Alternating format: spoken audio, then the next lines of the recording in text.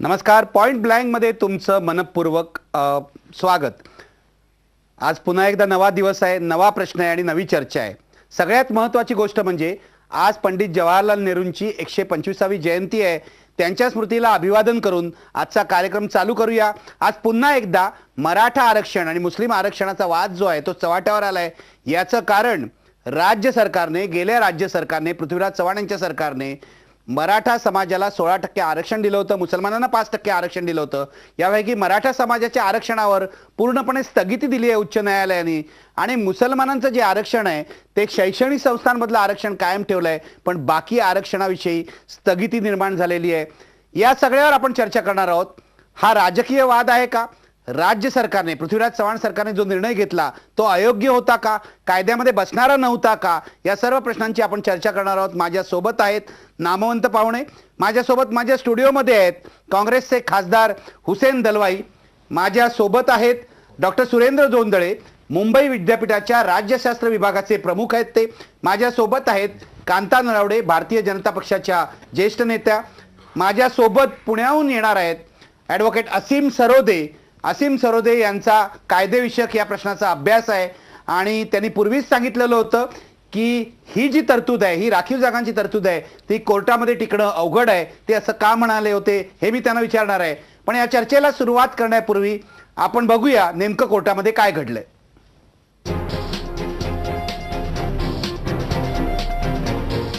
विधानसभा निवडणुकांच्या आधी काँग्रेस आघाडी सरकारनं मोठा गाजावाजा करत मराठा आणि मुस्लिम समाजाला आरक्षण दिलं. नोकरी आणि शिक्षणात मराठा समाजाला 16% तर मुस्लिम समाजाला 5% आरक्षण देण्याचा अध्यादेश काढण्यात आला. पण हे आरक्षण देतानाच ते कायद्याच्या कसोटीवर टिकणार नाही असं अनेकांचं म्हणणं होतं. आता कोर्टानं तांत्रिक मुद्द्यांचा आधार घेत त्याला अंतरिम स्थगिती दिली. की 50%च्या वरती जाता येत नाही आपल्या महाराष्ट्रामध्ये. 52% आजच रिझर्वेशन आहे आणि त्याच्यावरती ते देणं हे त्या सुप्रीम कोर्टाच्या निर्णयांच्या विरोधात होईल आणि भारताच्या राज्यघटनेच्या त्या तत्वांच्या विरोधात होईल, म्हणून त्यांनी त्याला स्टे केलं. मुस्लिम समाजाचं शिक्षणातलं 5% आरक्षण मात्र कोर्टानं कायम ठेवलंय. पण त्याचवेळी मराठा समाजाला मागास ठरवणं चुकीचं असल्याचंही कोर्टानं म्हटलंय. तसंच राणे समितीच्या संपूर्ण कामकाजावरही कोर्टानं प्रश्नचिन्ह उपस्थित केलंय. मी तज्ज्ञांचा सल्ला घेऊन हे आरक्षण केलं होतं आणि आरक्षण देताना ज्या काही अटी लागतात त्या अटी पूर्ण करण्याकरता जवळजवळ वर्षभर आम्ही अभ्यास केला होता, क्वांटिफाईड डेटा गोळा केला होता. आरक्षणाबाबत अनुकूल भूमिका घेतली आहे. कुठल्याही परिस्थितीमध्ये हे आरक्षण टिकवलं जाईल असं मुख्यमंत्र्यांनी सांगितलंय. कुठल्याही परिस्थितीमध्ये मराठा आरक्षण टिकेल अशा प्रकारचे सगळे उपाययोजना आम्ही करू.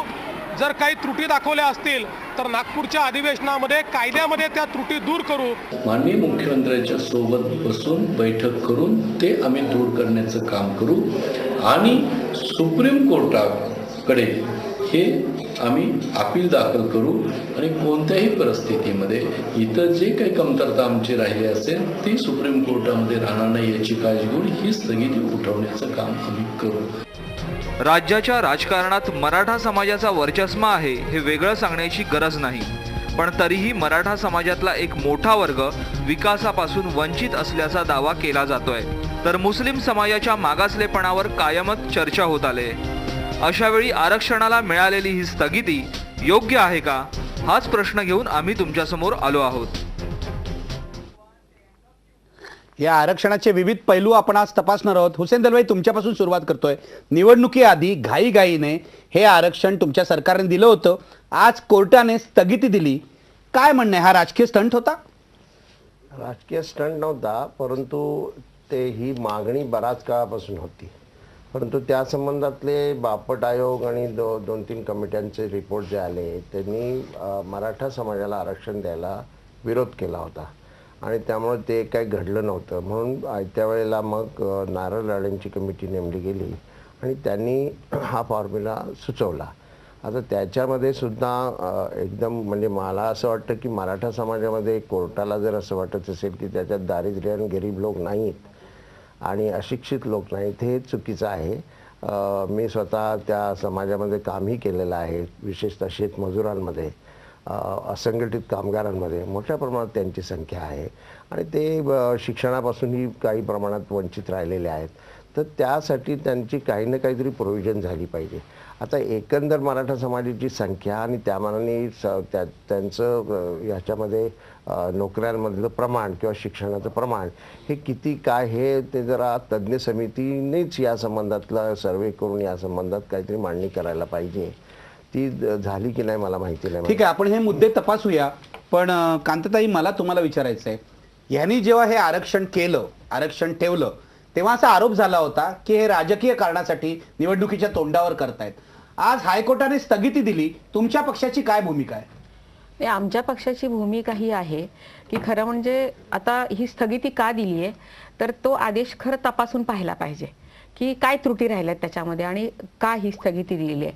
नंबर 1. नंबर 2 की खरं 15-20 वर्ष झालं आपण पाहतो आहोत की आता तो विनायक मेटेसारखे जे लोक आहेत ते मराठा आरक्षणासाठी आंदोलनं करतात, प्रयत्न करतात. परंतु मग इतक्या वर्षामध्ये आघाडी सरकारने काल या विषयाकडे लक्ष दिलं नाही आणि निवडणुका डोळ्यासमोर दिसता क्षणी लगेचच मग त्या विषयाला त्यांनी हात घातला. नारायण राणेंची समिती म्हणजे तयार केली आणि ते घाईघाईमध्ये ती समिती तयार केली किंवा घाईघाईमध्ये काही गोष्टी म्हणजे त्यांनी योग्य प्रकारे अभ्यास केला नसेल किंवा काही त्रुटी राहिल्या असतील आणि त्याच्यामुळे ते कोर्टामध्ये टिकू शकलं नाही आणि या मराठा आरक्षणाला स्थगिती मिळालेली आहे. नंबर 1. जसं असं दलवाईजींनी सांगितलं त्याप्रमाणे त्यांच्या मताशी मी सहमत आहे की खरं मराठा समाजामध्ये 2 गट आहेत की एक अति श्रीमंत आणि एक एकदमच म्हणजे गरीब की ज्यांना रोज रोजीरोटीसाठी म्हणजे रोजावर जावं लागतं. म्हणजे शेती सगळ्यांना आहेच, भूमिहीन सुद्धा मराठा आहेत. म्हणजे अत्यंत हलाखीची परिस्थिती की ना त्यांना शिक्षण मिळत किंवा ना रोजीरोटी मिळत आणि त्यामुळे आर्थिक मागास आहेत, त्यामुळे त्यांना शिक्षणही मिळत नाही. खरं असं काही नाहीये की मराठा म्हणजे श्रीमंत आहेत किंवा जमीनदार आहेत, मराठे श्रीमंत नाही, असं नाहीये. म्हणजे त्यामुळं की खरं म्हणजे हे झालं पाहिजे. आणि नंबर 2 म्हणजे मुस्लिमांना सुद्धा आरक्षण दिलं होतं 5%, त्याला मात्र धक्का लावलेला नाही. शैक्षणिक क्षेत्रात आहे ना, नोकऱ्यांमधलं नाही, पण शैक्षणिक क्षेत्रामध्ये खरोखरच गरज आहे आणि तेही म्हणजे शिकतील त्या समाजातली सुद्धा मुलं वगैरे चांगली, तर ते योग्य झालं. तुमचा दोन्ही आरक्षणाला पाठिंबा आहे. पाठिंबा. आपण कोर्टाने असं का केलंय हे बघूया एका ब्रेक नंतर. ब्रेकपूर्वी आपला प्रश्न पहा, आरक्षणाला कोर्टाने दिलेली स्थगिती योग्य आहे का? टाईप करा मी मराठी, स्पेस द्या, पीबी टाईप करा, पुन्हा स्पेस द्या, तुमचं उत्तर लिहा येस किंवा नो आणि पाठवा 56767 या नंबरवर. ब्रेक नंतर पुन्हा भेटूया.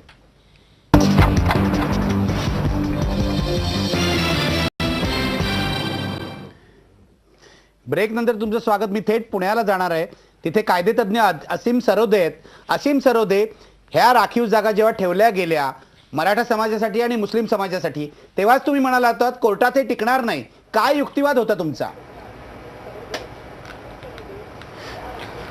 मला असं वाटतं की घटना जर आपण बघितली तर मुळात घटनेचा उद्देश हा आरक्षणाला सपोर्ट करणारा नाही. पॉझिटिव्ह किंवा अफर्मेटिव्ह ॲक्शनच्या नावाखाली जे काही आरक्षण देण्याची पद्धत आहे ती विशिष्ट वंचित वर्गाला समोर आणण्यासाठी, समान संधी उपलब्ध करून देण्यासाठी आहे. त्याच्यामुळे घटनेमध्ये हे उद्धृत केलेलं आहे आणि तेच अपेक्षित आहे खरं म्हणजे की आरक्षण हा समाजाचा सर्वांगीण विकास करण्यासाठीचा शेवटचा उपाय असला पाहिजे. आज दुर्दैवाने आपण पाहतो की समाजाचा विकास करायचा कोणत्या तरी म्हणजे आरक्षणच द्यायचं हा एक रामबाण उपाय म्हणून, शेवटचा उपाय म्हणून जो वापरला, पहिलाच उपाय म्हणून वापरला जातो, ते अत्यंत चूक आहे असं मला सुरुवातीपासून वाटते. त्यामुळे आता मग जे मराठा आरक्षण देण्यात आलं होतं ते त्यांनी घटनेच्या कलम 15(5) आणि घटनेतल्या 16(4)चा आधार घेऊन की सोशली आणि एज्युकेशनली बॅकवर्ड असलेले जे लोक आहेत त्यांना आरक्षण देण्याचा सरकारला अधिकार आहे, या कलमांचा आधार घेत हे आरक्षण तयार केलं होतं. आता याच्यामध्ये मुख्य प्रश्न हा आहे की मराठा समाज हा एक क्लास आहे का? म्हणजे 2008 मध्ये जेव्हा जस्टिस बापट कमिटी विलासराव देशमुख यांनी नेमली होती आणि जस्टिस बापट यांनी स्वतःच मराठा समाज हा आरक्षण देण्यासाठी योग्य नाही, अपात्र आहे असं निष्कर्ष काढला, तेव्हा त्यांनाच धक्का बसला होता आणि त्याच्यामुळे मग नारायण राणे कमिटी आता नेमण्यात आली होती आणि त्याचा उद्देश हाच होता की आरक्षणासाठी स्पेस तयार करणं. औरंगाबादला शरद पवार यांनी जाहीर सभेमध्ये सांगितलेलं होतं, जे छापून आलं होतं की ताकाला जाऊन भांडं लपवण्याची गरज नाही, आरक्षण हा मुद्दा जर आम्हाला राजकीय फायदा होणार असेल तर महत्त्वाचा आहे. सगळ्यांनी आरक्षण हा राजकीय मुद्दा म्हणूनच हाताळलेला आहे आणि त्याच्यामध्ये आपण पाहू शकतो की महत्त्वाचा जो कायदेशीर भाग आहे तो whether Maratha community is a class, हा एक वर्ग आहे का?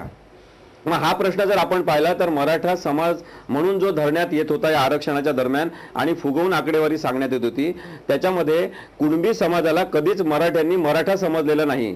एवढंच नाही तर मराठा समाजामध्ये 96 कोळी समाज जो आहे त्यांनी कधीच इतरांना महत्त्व दिलेलं नाही. रोटी व्यवहार त्यांच्यामध्ये होत नाही आणि लग्न करणं इतर मराठा कम्युनिटीमध्ये हे अपात्र समजलं जाते, कमीपणाचं समजलं जाते. मग असं सगळं चित्र असताना तो जर एक वर्गच नाही तर त्यांना आपण सर्वसकटपणे आपण त्यांना एज्युकेशनली आणि इकॉनॉमिकली बॅकवर्ड कसं म्हणू शकतो, सोशली बॅकवर्ड कसं म्हणू शकतो? कारण इकॉनॉमिकली बॅकवर्ड असण्याच्या कारणावरून रिझर्वेशन देता येत नाही. बरोबर आहे. असे मी येतो तुमच्याकडे, तुम्ही महत्वाचा मुद्दा मांडलेला आहे. 1 मिनिट थांबा जोंधळे सर, मला तुमच्याकडे यायचं आहे. आता जे असीम सरोदे सांगतायत की एक तर तुम्ही सरसकट मराठा असं समाज नाही, आणि महत्वाचा मुद्दा आहे याचं कारण असं आहे की मराठा समाजाला तुम्ही आरक्षण देता तर सर्व मराठ्यांना देता, गरीब मराठ्याला वेगळं काढत नाही. इथे कुणबी जे लोक आहेत त्यांना सुद्धा श्रीमंत मराठा आपले मानत नाही, तो गरीब मराठ्यालाही आपलं मानत नाही. आणि मराठ्यांमध्ये सुद्धा 96 कोळी 92 कोळी असे भेदाभेद असताना सरसकट मराठा समाजाला आरक्षण कसं द्यायचं हा प्रश्न जर विचारला असेल न्यायालयाने तर तो बरोबर आहे की नाही? न्यायालयानं हा अतिशय अचूक आणि अर्थपूर्ण प्रश्न विचारलेला आहे. मराठा समाजामध्ये मोठ्या प्रमाणावर सामाजिक आणि आर्थिक स्तरीकरण आहे. जसा कुणबी हा मागासलेला समाज आहे आणि कुणबी समाजामध्ये सुद्धा आर्थिक स्तरीकरण आहे, तिथे एक उच्च वर्गातला कुणबी आहे. पण तेव्हासुद्धा जेव्हा ओबीसी म्हणून कुणबींना आरक्षण दिलं तेव्हाही राजकीय हेतू स्पष्टपणे होताच. पण आत्ता जेव्हा मराठ्यांना हे आरक्षण दिलं नोकरीमध्ये आणि शिक्षणामध्ये, तेव्हा तर अगदी स्पष्टपणे तो मागच्या विधानसभेच्या निवडणुकीच्या उंबरठ्यावर तुम्हाला असं वाटतं राजकीय खेळ होता? हा राजकीय खेळ होता. आणि दुसरी महत्त्वाची गोष्ट अशी की मोठ्या प्रमाणावर मराठा समाजामध्ये गरीब लोक आहेत. म्हणजे आपण याचा उल्लेख केला की 96 कुळी आणि बाकीचे कुळी जे आहेत तिथे तर आहेच, पण मोठ्या समाज प्रमाणावर गरीब मराठा आहे, त्याला राजकीय प्रतिनिधित्व नाही आहे, त्याला त्याचा आर्थिक त्याला संपन्नता नाही आहे. विदर्भ आणि मराठवाड्यामध्ये आपल्याला आश्चर्य वाटेल की विशेषतः विदर्भामध्ये मोठ्या प्रमाणावर दलितांच्या शेतावर हे गरीब मराठा आणि स्त्रिया ह्या शेतमजूर काम करतात. मराठवाड्यातल्या काही भागामध्ये तर दलितांच्या शेतावर ती शेती जास्त नसते, 10 एकर असेल 5 एकर असेल तर त्या शेतीवर सुद्धा मराठा स्त्रिया शेतमजूर म्हणून काम करतात. याचं कारण काय आहे? 2 गोष्टी सांगता येईल की मराठा समाजामध्ये जी संयुक्त कुटुंब पद्धती होती ती पूर्णपणे मोडकळीला आलेली आहे. दुसरं असं की मोठ्या प्रमाणावर तिथे एक आपण शिक्षण घेतलं पाहिजे, कारण शेती हा आता जीवनोपयोगी व्यवसाय राहिलेला नाही. आसमानी आणि सुलतानी संकट शेतीवर येतं, त्यामुळे शेतीमधून आपला उदरनिर्वाह होत नाही. त्यामुळं मग रोजगार शोधला पाहिजे, शहरामध्ये आलं पाहिजे अशी एक पण म्हणजे गरीब मराठा श्रीमंत मराठा हा भेद जाणून न घेतल्यामुळे आणि समितीने तसा अहवाल सरसकटपणे दिल्यामुळे हे संकट उडवलेलं आहे. हे संकट उडवलेलं आहे. आपण यावर चर्चा चालू आणि त्यामध्ये गरीब मराठ्याचं नुकसान झालेलं आहे. गरीब मराठ्याचं नुकसान झालेलं आहे. यावर काय करायचं? कारण एकदा आधी बापट समितीने नाकारलं होतं आरक्षण, राणे समिती बनवण्यात आली आणि त्यांनी काहीतरी करून आरक्षण दिलं निवडणुकीच्या तोंडावर. पण आता कोर्टाने स्थगिती दिल्यामुळे सरकारने जे काही केलं त्याच्या अक्षरशः चिंधड्या उडालेल्या आहे. आणि मला एक मुद्दा मांडायचा आहे की ह्या मराठा समाजाला आरक्षण द्यावं की न द्यावं याच्यासाठी ज्या समित्या नेमलेल्या होत्या, उदाहरणार्थ न्यायमूर्ती बापट असतील किंवा नारायण राणे असतील, ते एक राजकीय पुढारी आणि दुसरे न्यायाधीश म्हणजे सामाजिक शास्त्रज्ञ यांचा कुठेही समावेश केलेला नाही, ते नव्हते. आणि त्यांच्या खरं म्हणजे त्यांच्या अध्यक्षतेखाली म्हणजे मराठा समाजाचा अभ्यास जर करायचा असेल तर समाजशास्त्र, राज्यशास्त्र, अर्थशास्त्र या विषयातील जे तज्ज्ञ आणि व्यासंगी जे प्राध्यापक आहेत, संशोधक आहेत, त्यांचा ज्ञानाचा व्यासंगाचा उपयोग करून याच्याबद्दलचा निर्णय घ्यायला पाहिजे. मुद्दा तुम्ही मांडलाय. पुन्हा एकदा आपण ब्रेक घेऊया. ब्रेक पूर्वी आपला प्रश्न बघा, आरक्षणाला मिळालेली स्थगिती योग्य आहे का? टाईप करा मी मराठी, स्पेस द्या, पीबी टाईप करा, पुन्हा स्पेस द्या, येस किंवा नो लिहा आणि पाठवा 56767 या नंबरवर. ब्रेक नंतर पुन्हा भेटूया.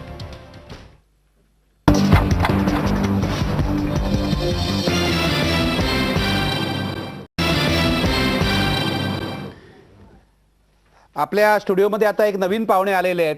संजय कोकरे आहेत आपल्या स्टुडिओमध्ये, जे ओबीसी एनटी पक्षाचे नेते आहेत. संजय कोकरे, मराठा आरक्षणाला तुमचा विरोध आहे आणि आज कोर्टाने स्थगिती देऊन जवळजवळ तुम्हाला एक तुमच्या बाजूने निकाल दिला अर्धा असं म्हणायला काही हरकत नाही.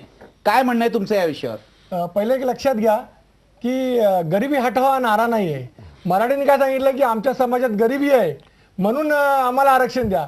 जर मराठा आपण समाजाच्या वकिलांनी की सरकारी वकिलांनी? सरकारी वकिलांनी सांगितलं आणि मराठा समाजाचे जे जे नेते आहेत जे 10 वर्ष संघर्ष करीत आहेत ते काय सांगतात, आमच्या समाजात गरिबी आहे म्हणून आम्हाला आरक्षण द्या. गरिबी, मी तुम्हाला सांगतो की गरिबी हटाव हा नारा नाही आरक्षण. गरिबी हटाव जर कुठला असेल तर घटनेमध्ये 38 कलम, 39, 41 हे 3 कलम आहेत जे घटनेने केंद्र सरकारवर ते राज्य सरकारवर टाकलेले आहेत, जे आर्थिकदृष्ट्या दुर्बळ आहेत, जे कुमकुवत आहेत त्यांना सबलीकरण करण्यासाठी. तसेच कलम 46 अंतर्गत आर्थिक तरतूद करण्याची प्रावधान घटनेने केलेलं आहे. परंतु तिकडे न जाता, कारण तिकडे गेलं तर घटनेमध्ये बाबासाहेबांचं महत्व वाढेल. घटनेमध्ये बाबासाहेबांनी आर्थिक दुर्बळांसाठी सुद्धा महत्व त्यांच्यासाठी काहीतरी केलेलं आहे. परंतु आज मराठा समाज काय करताय, त्यांना गरीब मराठ्यांचा काही घेणं देणं नाही आहे, काहीच देणं घेणं. त्यांचा मूळ उद्देश आपण जर बघितलं 1967 सालापासून ओबीसीला आरक्षण मिळतं, पण कधी मागणी नव्हती. मागणी कधी आली, ज्यावेळी 1992 साली स्थानिक स्वराज्य संस्थेमध्ये ओबीसींना घटनात्मक संविधानिक अधिकार मिळाला आणि त्यांच्या कुठेतरी राजकीय शक्तीला, सत्तेला हादला बसला. म्हणजे तुमचं असं म्हणणं आहे ओबीसींच्या आकांक्षांना लगाम घालण्यासाठी मराठा समाज हे करतो? आमचं असं म्हणणं आहे की ओबीसी समाजाला आश्रित बनवण्यासाठी, ओबीसी समाजाला निरंतर आपला भक्षक बनवण्यासाठी आणि आपली जातवर्गीय सत्ता अभेद्य ठेवण्यासाठी मराठा समाज स्वतःचा ओबीसीकरण करून घेत आहे. आणि मुस्लिम समाजाच्या आरक्षणाच्या बाबतीत मी बोलतो, मुस्लिम समाजाला आरक्षण आहे की? मुस्लिम समाजाला ओबीसी, एनटी, व्हीजेएनटी, एचबीसी मध्ये आरक्षण आहेच, परंतु धर्माला आरक्षण नाही आहे. परंतु आज काय सांगतात की मुसलमान समाजालाच आरक्षण नाही. ठीक आहे, म्हणजे धर्माच्या आधारे मुसलमानांना आरक्षण द्यायलाही तुमचा विरोध आहे. कांताताई, तुम्हाला काहीतरी म्हणायचं आहे यावर? नाही, मला यावर संजय कोकरेजींना सांगायचं आहे की खरं म्हणजे चुकीचा संदेश जाईल की ते सांगतात की मराठा समाजाला आरक्षण जर मिळालं तर ओबीसी समाजावर हे करण्यासाठी हे आरक्षण किंवा मराठी नेते. खरं म्हणजे असं काहीच होणार नाहीये, असं होण्याचं कारणच नाही. ओबीसी समाजाला जे आरक्षण आहे ते आहेच. मराठा समाजामध्ये आपण जेव्हा आता चर्चा करताना सांगितलं की आर्थिक मागास म्हणजे ती दरी आहेच, म्हणजे मराठा समाजामध्ये गरीब मराठ्याला मिळालाच पाहिजे. प्रश्नच ते आरक्षण मिळालं पाहिजे, त्यांच्यावर अन्याय होईल. आणि आता स्थगिती मिळाली आहे, परंतु आमच्या आज मुख्यमंत्र्यांनी सुद्धा सांगितलं आम्ही सुप्रीम कोर्टात जाऊ, सुप्रीम कोर्टात तुम्ही जाणार आहात. मी येतो तुमच्याकडे, पण आपण जरा असीम सरोदेंकडे जाऊया. असीम सरोदे, या कोर्टाच्या सगळ्या युक्तिवादामध्ये आणखी एक महत्वाचा मुद्दा आहे की 50% आरक्षण देता येत नाही. आज वकील जे आहेत, पिटिशनर जे आहेत, संगराज रुपवते यांनी असं सांगितलेलं आहे की आपल्याकडे जर अशा प्रकारे 16% आणि 5%, 16% मराठ्यांना 5% मुसलमानांना आरक्षण दिलं तर 50%पेक्षा अधिक होतं, त्यामुळे कोर्टामध्ये ते टिकणार नाही. तुमचं या मुद्द्यावर काय मत आहे? आपल्या इथे घटनेमध्ये कुठेही 50% आरक्षणच असलं पाहिजे किंवा 50%च असलं पाहिजे असं कुठेही घटनेमध्ये म्हटलेलं नाही. पण 1992 मध्ये इंद्रस्वानीची जी केस झाली तेव्हा सुप्रीम कोर्टाने असं सांगितलं की आरक्षणाचा उद्देश हा दुसऱ्यांच्या म्हणजे उर्वरित ज्यांना आरक्षण नाही असा समाजामध्ये दहशत निर्माण करणं किंवा असुरक्षितता निर्माण करणं, प्रगतीसाठीची भीती निर्माण करणं असा नाही आहे. त्याच्यामुळे 50%च्या वर आरक्षण असू नये असं त्यांनी त्या निर्णयात सांगितल्यानंतर आपण 50%चा एक नियम म्हणून तो पाळतो.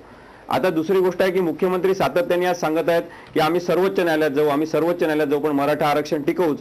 तर याच्यामध्ये पण राजकारणच आहे, कारण की त्यांना माहित आहे 5 जानेवारी 2015 पर्यंतची वेळ आहे, तेव्हा पुढची तारीख येणार आणि त्याच्यानंतर, कारण का आता इंटरिम आदेश आहे, फक्त तात्पुरता आदेश आहे आणि त्याच्यामुळे सुप्रीम कोर्टात कदाचित जाण्याची गरज पडणार नाही. मग आपण तोपर्यंत तरी आपला कालावधी जातो.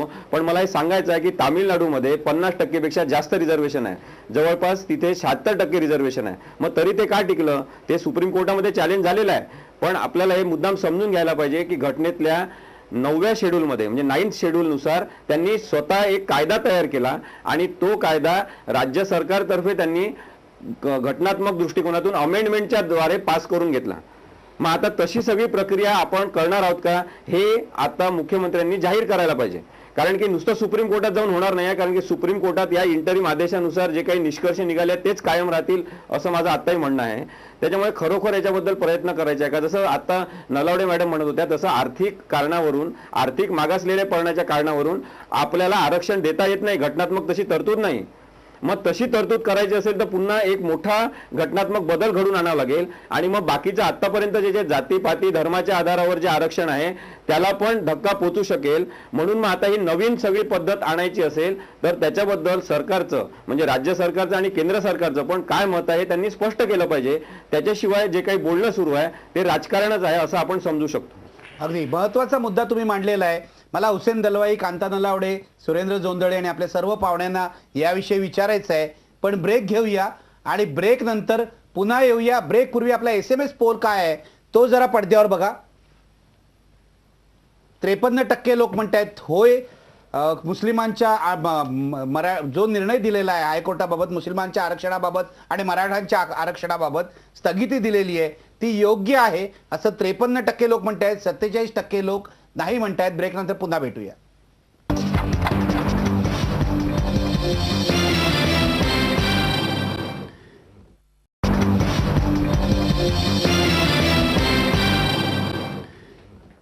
ब्रेक नंतर पुन्हा एकदा चर्चेला सुरुवात करूया. हुसेन दलवाई, आता असीम सरोदे जे म्हणाले की तामिळनाडूत 76% रिझर्वेशन आहे पण त्यांनी कायदा बदलला आहे. राज्य सरकारने कायद्यामध्ये सुधारणा केली आहे. महाराष्ट्र सरकारलाही हे करणं शक्य होतं पण तसं काही न करता तुम्ही रिझर्वेशन लावून दिलं कारण निवडणुकीत तुम्हाला मतं हवी होती. हे खरं आहे का?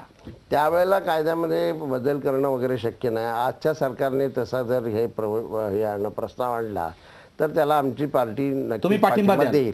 एक लक्षात घेतलं पाहिजे 50% ते जे चाललेलं आहे ते काय खरं नाही. तामिळनाडूमध्ये आहे, मला वाटतं कर्नाटकात मध्ये पण त्यांनी कायदे केले आहेत. असीम सरोदे म्हणतात त्या दोघांनी कायदे केले आहेत. एक गोष्टी मी आपले इथे जाता जाता सांगेन की कुणबी आणि मराठा याच्यामध्ये विशेषतः कोकणातला कुणबी जो आहे ना तो खऱ्या अर्थानं मागासलेला आहे. म्हणजे काही ठिकाणी तर आमच्या कोकणातल्या दलितांपेक्षाही तो मागे आहे. सांस्कृतिक दिशा आणि याच्या दिशेने आपल्या सामाजिक दिशा फारच मागासल्या. म्हणजे तुम्हाला जे इथे सांगितलं नाही हे बरोबर आहे पण तुम्ही म्हणजे कायदा करेल आता जर देवेंद्र फडणवीस यांचं सरकार कायदा करेल त्याला तर तुम्ही पाठिंबा द्याल. आमचा पाठिंबा कायदा करू शकते करावा. नाही असीम सरोदे मध्ये सुप्रीम कोर्टात जाऊन काय उपयोग नाही. आत्ताच्या कायद्याच्या आधारावर त्याला स्थगितीच कायम राहील पण नवा कायदा केला तर फरक पडेल. नाही मुळातच आता मुख्यमंत्र्यांनी सांगितलंय की याच्यामध्ये त्रुटी काय राहिल्या हे आम्ही पाहू. आता जो स्थगिती दिलेली आहे ती म्हणजे कशामुळे दिली, त्याच्यात काय काय त्रुटी राहिल्या त्या पाहू आणि त्याप्रमाणे आम्ही सुप्रीम कोर्टात जाऊ. परंतु वेळ पडली तर मला असं वाटतं कायदा सुद्धा करू. संजय कोकरे हे तुम्हाला मान्य नाहीये? असा कायदा बदलून काही होणार नाही. असीम सरोदेने अर्धवट माहिती दिलेली आहे. खरी माहिती अशी की जेव्हा काकासाहेब कालेलकर आयोग जेव्हा भासणार गुंडाळला गेला होता तेव्हा केंद्राने काय केला, तेव्हा तो अधिकार राज्य सरकारकडे दिला होता. परंतु 1992 साली न्यायालयाने तो राज्य सरकारचा अधिकार काढून घेण्यात आला आणि जो तामिळनाडूचं उदाहरण दिलं जातं ते तामिळनाडूचं उदाहरण 1992च्या अगोदरचं आहे, 1992च्या नंतरचं नाहीये. तुमचं असं म्हणणं आहे तामिळनाडूने 92च्या आधी जेव्हा आता करू शकत नाही. आता कोणतंही सरकार करू शकत नाही. आता कोण करू शकतं? हायकोर्टाने काय सांगितलं की तो अधिकार राज्य मागासवर्गीय आयोगाला आहे. राज्य मागासवर्गीय आयोगाने एखाद्या जातीची शिफारस करणं तरच ते घेऊ शकतात. आणि त्यांनी नंतर सांगितलं की हे लोक राजकारण करतात. अहो सरोदे साहेब, लोकशाहीमध्ये वोट बँकेचं राजकारण चालतं. जर ओबीसीना मताचा अधिकार नसताना तर ह्या देशामध्ये ओबीसी गुलाम झाला असता. तुम्हाला मी सांगतो. ठीक आहे राजकारण ठेवा बाजूला. पण असीम सरोदे आता कोकरे जे म्हणतायत की तुम्ही जे सांगितलं त्यामध्ये त्रुटी आहे, काय उत्तर द्याल तुम्ही? नाही कायदा जो करायचा असतो जसं त्यांनी सांगितलं की राज्य अल्पसंख्याक आयोग सुचवेल आणि जर सरकारला तसं वाटेल तर तो कायदा करून त्याच्या संदर्भात कॉन्स्टिट्यूशनल अमेंडमेंट करून घ्यावी लागेल आणि तरच त्याला कायदेशीर मान्यता मिळू शकेल. आणि कॉन्स्टिट्यूशनल अमेंडमेंट करून घेणं आताच्या सरकारला सोपं आहे कारण की त्यांचं केंद्र सरकारमध्ये पण त्यांचं राज्य आहे आणि ते त्या दृष्टीने करून घेऊ शकतात असं मी सांगण्याचा प्रयत्न करतो. घटनादुरुस्ती तुम्हाला करावी लागेल असं तुमचं म्हणणं आहे. घटनादुरुस्ती होऊ शकते. नाही सर कसं सांगतो घटनादुरुस्ती होऊ शकते. नाही राज्य मागासवर्गीय आयोगाची शिफारस पाहिजे तर ती करेल ना. मागासवर्गीय आयोग करेल शिफारस. नाहीच केली ना अजूनपर्यंत. पण पुढे करू शकतो. नाही कसं त्यांचे त्या निकषात बसायला पाहिजे ना. दुसरी गोष्ट सांगतो त्यांना आरक्षण देण्याची पद्धत कशी आहे ती. जे 2004 साली जे केंद्रीय मंत्री होते सुदर्शन नच्छीपन त्यांनी रिपोर्ट दिला होता की 50% जी मर्यादा आहे, जे मग सुदर्शन बोलले आपल्या सरोदे साहेब बोलले, जी ती घटनेमध्ये नाहीये ती तोडण्यात यावी आणि मग सर्वांना आरक्षण मिळेल. परंतु 2004 सालापासून तो अहवाल धूळ खात बसलेला आहे. तिथे कोण चर्चा करत नाही आणि त्याच्यावरती माननीय सदस्य पवार साहेब आहेत. जर तिकडे ते जर अंमलबजावणी झाली तरच मराठ्यांना आरक्षण मिळेल, बाकी कधीच मराठ्यांना आरक्षण मिळणार नाही. ठीक आहे, आपण पुन्हा एक ब्रेक घेऊया आणि ब्रेक नंतर जर अशा प्रकारे कायदेशीर अडचणी असतील तर हे राजकारण कुणी आणि कशासाठी केलंय हे मला प्राध्यापक सुरेंद्र जोंधळेंना विचारायचं आहे. आणि जर गरीब मराठ्यांना, गरीब मुसलमानांना फायदा द्यायचा असेल तर काय करायला हवं याचीही चर्चा करायची आहे. ब्रेक नंतर पुन्हा भेटूया.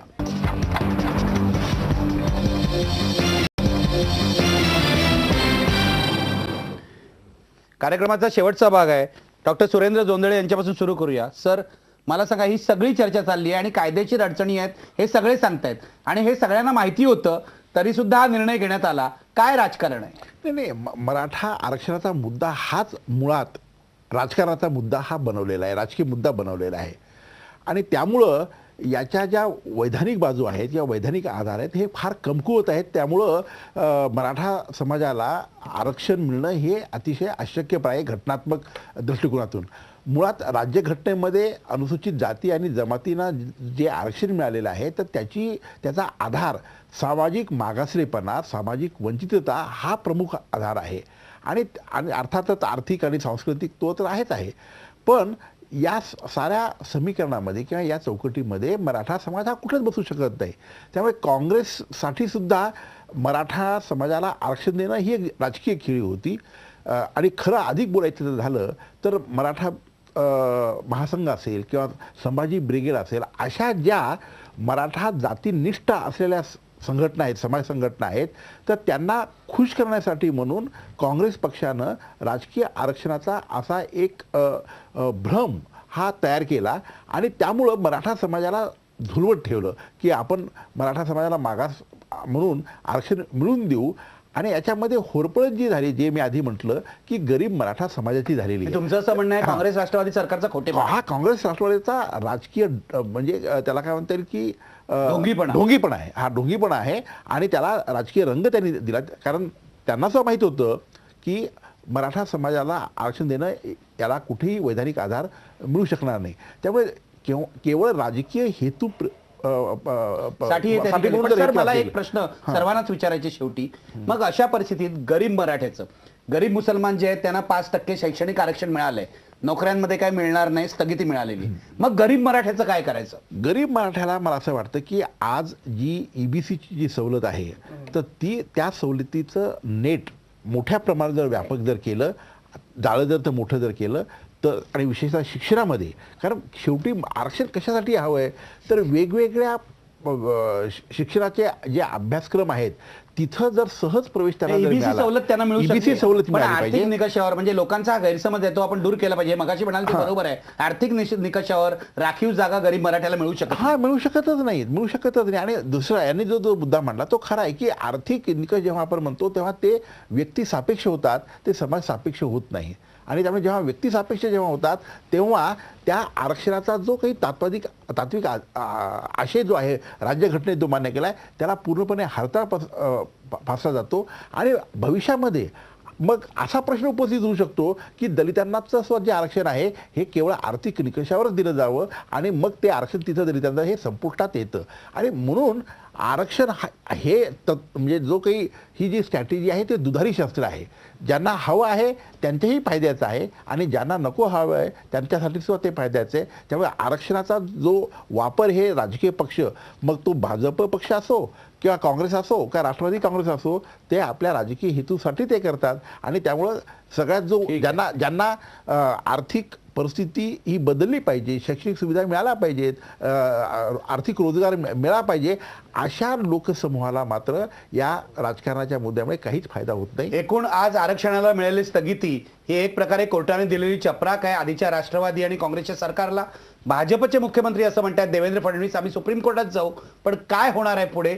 सुप्रीम कोर्टात कसं हे मांडणार आहेत, युक्तिवाद काय करणार आहेत आणि कायद्याची गुंतागुंत कशी सोडवणार आहेत हे बघावं लागेल. शेवटी पुन्हा एकदा आपला प्रश्न बघा, आरक्षणाला मिळालेली स्थगिती योग्य आहे का? बघा पडद्यावर 54% लोक म्हणतात होय, मिळालेली स्थगिती योग्य आहे. अजून हा मुद्दा कसा वादग्रस्त आहे हे यावरून दिसतंय. धन्यवाद. पुन्हा भेटूया सोमवारी रात्री 9 वाजता पॉइंट ब्लँक मध्ये. धन्यवाद.